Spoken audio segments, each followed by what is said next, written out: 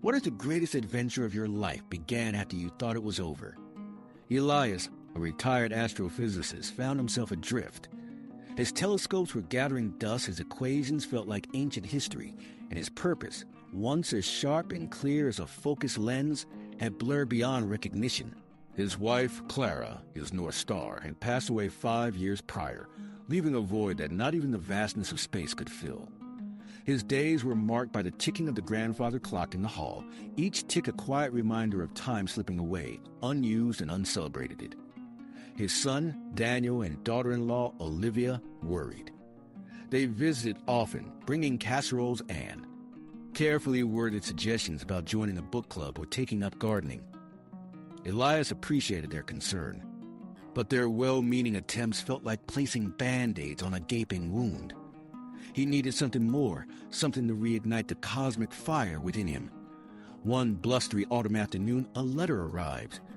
It was postmarked from a small village nestled in the Swiss Alps, a place Elias hadn't thought about in decades.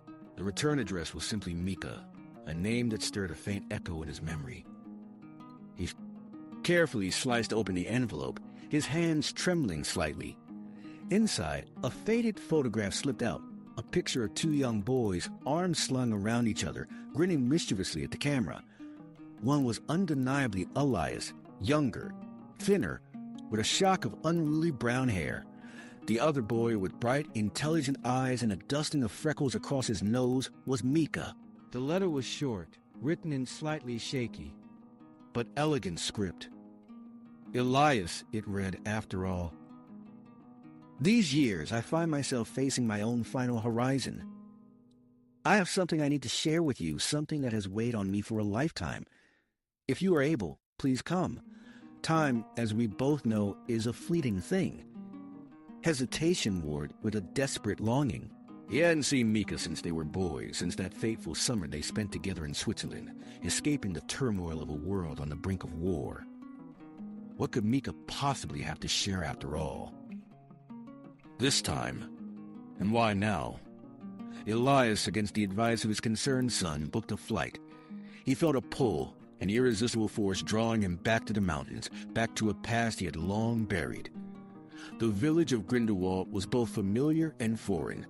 The towering peaks still pierced the sky, their snow-capped summits gleaming in the crisp mountain air.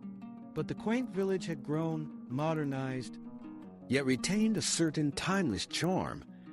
Mika lived in a small chalet on the outskirts of town, its wooden walls adorned with flower boxes overflowing with vibrant geraniums. When Elias knocked, the door was opened by a woman with kind eyes and a warm smile. "You must be Elias," she said, her voice carrying a gentle Swiss lilt.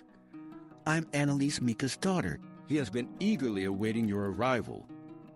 Mika was frail, his face etched with the map of a long life, but his eyes, those bright, intelligent eyes, still held the spark that Elias remembered so vividly.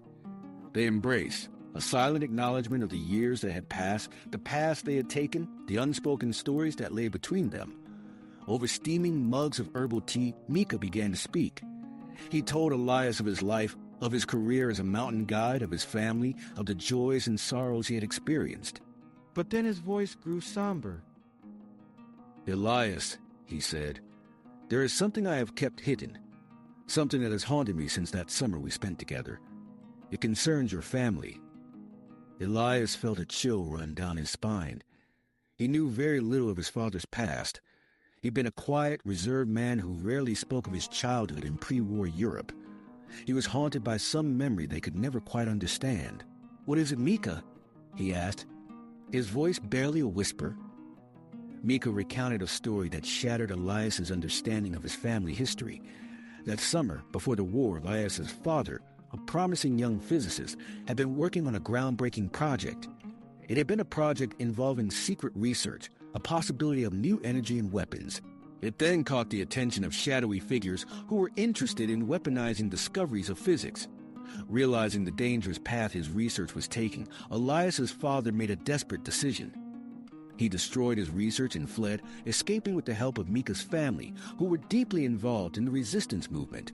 "Your father," Mika explained, his voice thick with emotion, He sacrificed everything to prevent his work from falling into the wrong hands. He changed his name, reinvented himself, and lived a life of quiet anonymity to protect you and your family. Elias was stunned. His father, the quiet, unassuming man he knew, was a hero? A man who had made such a profound sacrifice? He struggled to reconcile this new revelation with the image he held in his mind. But Mika wasn't finished. He then revealed he was working on a memorial to all the lives lost in the valley. He planned on dedicating a special plaque to Elias' father. The revelation of the memorial caused Elias to take a step back. The only way his father was able to protect their lives was by disappearing. What Mika was suggesting would pull his father's identity into the present. He told Mika it was a bad idea. Mika was confused. He couldn't understand why Elias would want to bury his father's story. Elias explained the decision would not be his to make. He would need to speak with his children and grandchildren. This was bigger than him. That night, Elias wrestled with the weight of Mika's words. He wandered through the village, the crisp mountain air filling his lungs. He looked up at the stars, the same stars his father must have gazed upon, the same stars that had guided him throughout his own life. He felt a profound connection to his father, a sense of understanding he had never experienced before. He called Daniel. He told him everything Mika had revealed, the story of his father's sacrifice, the memorial, and his concerns about pulling their family's secrets into the light. Daniel listened intently, his initial shock giving way to a quiet contemplation. "Dad," Daniel said finally, "this is incredible.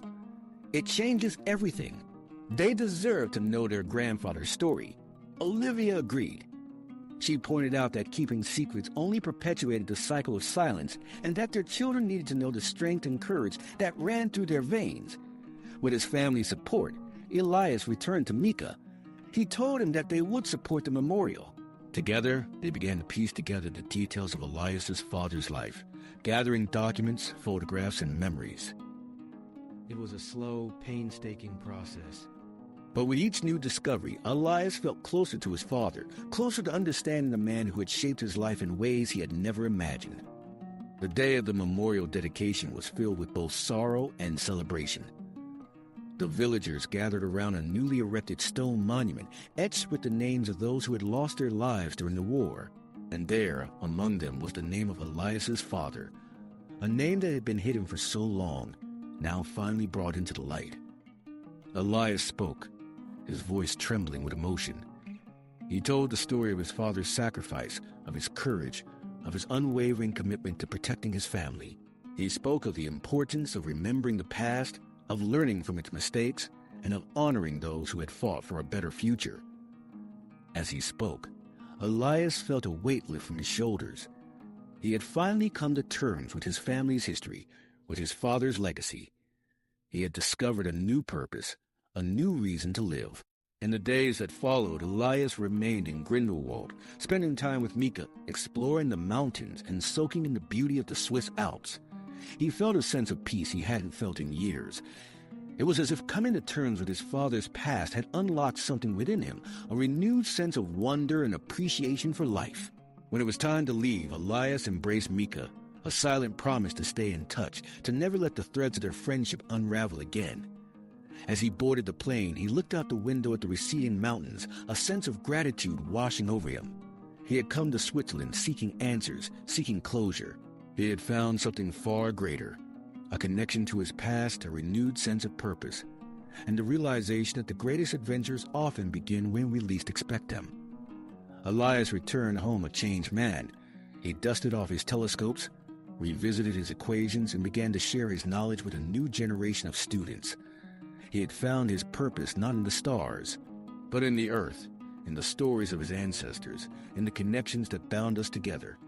He understood now that life was not about avoiding the darkness, but about finding the light even in the deepest shadows, and that sometimes the greatest discoveries are not found in the vastness of space, but in the hidden corners of our own hearts.